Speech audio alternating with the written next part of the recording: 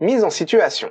Ça fait maintenant quelque temps que vous apprenez le coréen. Ça y est, vous avez découvert plusieurs formes de grammaire, vous comprenez à peu près le système de particules, ainsi que le système d'imbrication des différentes structures sur les verbes. Votre apprentissage du vocabulaire se passe plutôt bien, vous connaissez de plus en plus de mots, et vous avez même commencé à entreprendre de travailler votre prononciation parce que vous avez compris qu'en coréen, il y a pas mal de mécanismes linguistiques. Donc tout va bien, peut-être que vous avez même commencé à discuter avec des Coréens natifs, vous arrivez à échanger un peu, vous lisez le coréen, vous répondez en coréen, c'est plus ou moins difficile en fonction de votre expérience, mais avec un peu de temps, vous arrivez à faire vos propres phrases. Donc tout va bien, vous êtes au sommet, vous êtes fiers de vous parlez un peu coréen quoi, et c'est pas rien. Oui, mais voilà, vous lancez un drama coréen, ou vous regardez une vidéo en coréen, un vlog ou même un stream, et vous ne comprenez absolument rien. C'est-à-dire qu'à part 2-3 mots, comme 진짜, 감사합니다, 안녕하세요, et quelques autres un peu éparpillés, vous n'arrivez pas à comprendre ce que les personnes disent. Pire encore, et ça m'est arrivé plein de fois quand je débutais, vous avez étudié le coréen sérieusement pour préparer votre voyage en Corée, vous allez au café commander un americano glacé pour faire comme dans les dramas, votre phrase est parfaite, bonne prononciation, nickel, donc le serveur qui voit votre beau coréen bien travaillé vous répond également en coréen, et là, c'est terrible, vous n'avez pas compris sa réponse. Rien du tout. Donc vous mimez désespérément avec votre visage le fait que vous n'avez pas compris ce genre de... Et le serveur vous parle alors en anglais. C'est horrible comme sensation, c'est comme si tous les efforts faits jusqu'à aujourd'hui n'avaient servi à rien. Si vous vous reconnaissez dans ce genre de situation, sachez que c'est totalement normal, on passe tous par là. La compréhension orale est clairement l'une des choses les plus complexes en coréen. C'est vraiment difficile. Et ce pour plein de raisons. Le coréen, c'est plein de nouvelles sonorités qu'on n'a pas du tout en français, les phrases sont montées à l'envers, on a des particules un peu partout, une manière de penser différente, et donc notre cerveau est tout simplement dépassé par les événements. Il y a trop de nouvelles informations qui arrivent d'un coup, et il n'arrive pas à tout traiter en même temps. Donc moi aussi j'ai vécu ça, j'étais même extrêmement mauvais en compréhension orale, même en ayant un très bon niveau de grammaire, et j'ai donc entrepris de résoudre ce problème très frustrant. Et comment j'ai fait ça? Avec des podcasts coréens. C'est-à-dire écouter des contenus audio faits par des Coréens natifs à propos de différents sujets. Ça m'a permis de m'habituer à la musicalité du coréen, d'apprendre du vocabulaire utile et surtout de mettre en application l'ensemble des cours de grammaire que j'avais appris jusque-là. Mais je me suis vite retrouvé face à un nouveau problème. C'est que des podcasts en coréen, c'est génial, mais ce sont juste des podcasts basiques. C'est-à-dire qu'il n'y avait aucune valeur éducative.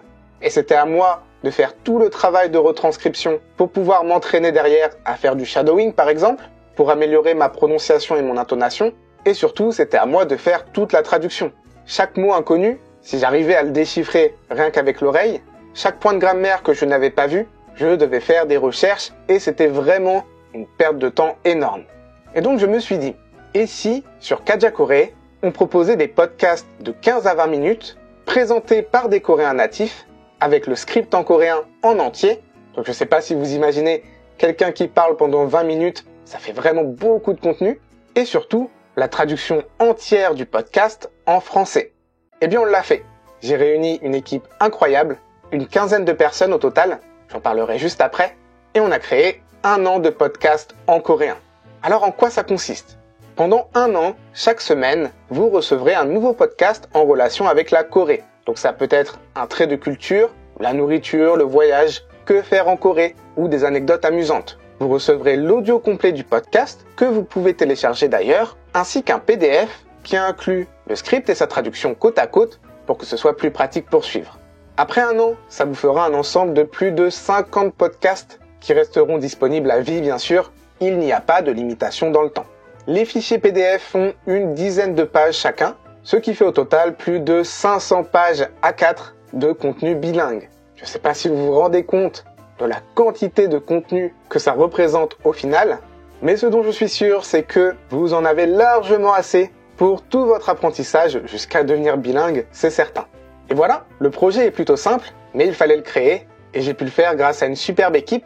Donc tout d'abord, je voulais remercier Hyuna, qui a écrit tous les contenus des podcasts. Elle a fait un travail incroyable, plus de 50 podcasts, avec à chaque fois un personnage différent qui parle de sujets variés. Ça a pris 9 mois, donc c'était un long projet, mais elle a vraiment sublimé mon idée de base, et pour ça, vraiment un grand merci à elle. Aussi, je remercie grandement Mélodie, qui est la traductrice principale de Kajakore. Vous l'avez déjà vu dans d'autres projets, comme pour le livre de vocabulaire intermédiaire, ou encore Kaja School. Je travaille avec elle depuis pas mal de temps, et elle a vraiment fait un super travail de traduction sur ce projet. Et puis, merci également à Yura, que vous connaissez certainement si vous me suivez depuis quelques temps, puisque c'est avec elle que j'ai créé Kaja School. Et pour ce projet, elle a apporté un peu de son expertise du coréen pour rendre les podcasts encore mieux que ce qu'ils ne l'étaient. Et enfin, évidemment, les personnes sans qui ces podcasts n'existeraient pas, les acteurs vocaux. J'ai travaillé avec une dizaine d'acteurs vocaux, des hommes, des femmes, un peu de tous les âges. Je tenais à ce qu'il y ait tout un spectre de voix différentes pour que vous vous habituiez aux différentes sonorités que l'on peut rencontrer en coréen.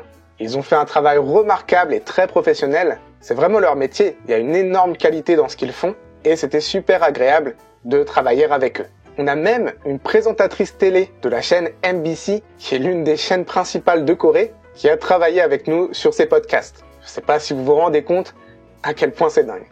Donc voilà pour ces podcasts. Et si vous me suivez depuis pas mal de temps, vous savez qu'à chaque sortie de produit, je propose une grosse réduction pour remercier les personnes qui font vivre Kajakore en étant présents dès la sortie des nouveaux produits. Donc pendant 10 jours, à partir de la publication de cette vidéo, il y a 50% de réduction sur les podcasts. Donc même si vous êtes encore débutant et que les podcasts seront probablement trop difficiles pour vous, si vous avez vraiment pour objectif de bien parler coréen un jour, n'hésitez pas à vous procurer ces podcasts dès maintenant, ils vous seront utiles un peu plus tard, c'est certain. N'hésitez pas à me dire en commentaire ce que vous pensez de ce projet, j'espère vraiment qu'il vous plaira, parce que ça a été beaucoup de travail de la part de toute l'équipe, une vraie petite aventure, mais c'était super intéressant et enrichissant. Et pour finir, comme d'habitude, le pouce en l'air, l'abonnement si ce n'est pas déjà fait, ça aide beaucoup. Et quant à moi, je vous dis à la prochaine pour une nouvelle vidéo. C'était Kajakore. 다음에 봐요.